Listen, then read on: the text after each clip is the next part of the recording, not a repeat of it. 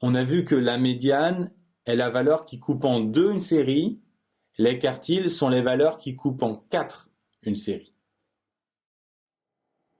Les quartiles se trouvent presque comme la médiane. Ici, puisqu'on a un effectif de 32 qui est pair, je vous rappelle que la médiane, c'est la moyenne des deux notes du milieu. La première de ces deux notes, on l'obtient en faisant l'effectif sur 2. Et ensuite, on fait la moyenne avec la note suivante. On n'oublie surtout pas de lire la 16e et la 17e note dans le tableau grâce à la ligne des effectifs cumulés croissants. La 16e et la 17e sont toutes les deux égales à 13, donc la médiane, c'est 13. Si on veut le premier quartile, on veut le premier quart de la classe.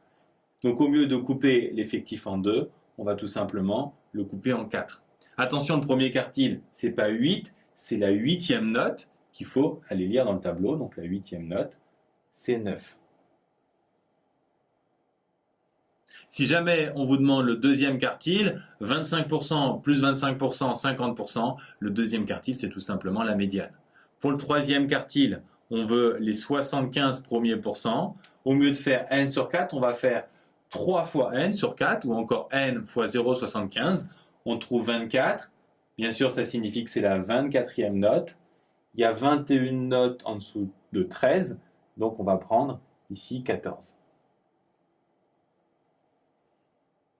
Pour visualiser ces résultats, on vous demande parfois de tracer un diagramme en boîte. Pour ça, il faut commencer par tracer une ligne graduée avec les différentes valeurs, repérer la médiane, donc ici 13, ainsi que les quartiles, donc on a dit 9 et 14. Ensuite, vous reliez les quartiles pour former la fameuse boîte du diagramme en boîte. Et enfin, vous indiquez les valeurs extrêmes, 7 et 19. Comment interpréter ce diagramme? On a 50% des élèves avant la médiane, donc avant 13, et 50% après. On a 25% des élèves avant le premier quartile, donc avant 9, et 25% après. Donc on peut dire qu'on a aussi 25% des élèves entre 9 et 13, et 25% entre 13 et 14. Que se passe-t-il maintenant avec un effectif impair? Pour la médiane, on se rappelle qu'il y a une seule note au milieu qu'on obtient en faisant l'effectif plus 1 sur 2. On obtient 36. C'est donc la 36e note qu'on lit grâce à la ligne des effectifs cumulés croissants. La 36e note, elle est ici, c'est 10. Pour le premier quartile, on divise l'effectif par 4, mais cette fois, on ne tombe pas sur un rang entier. C'est très simple, on prend tout simplement l'entier supérieur afin d'avoir au moins 25% des valeurs.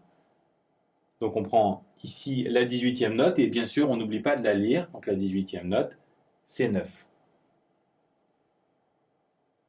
Pour le troisième quartile, on fait n fois 3 quarts et à nouveau on prend l'entier supérieur.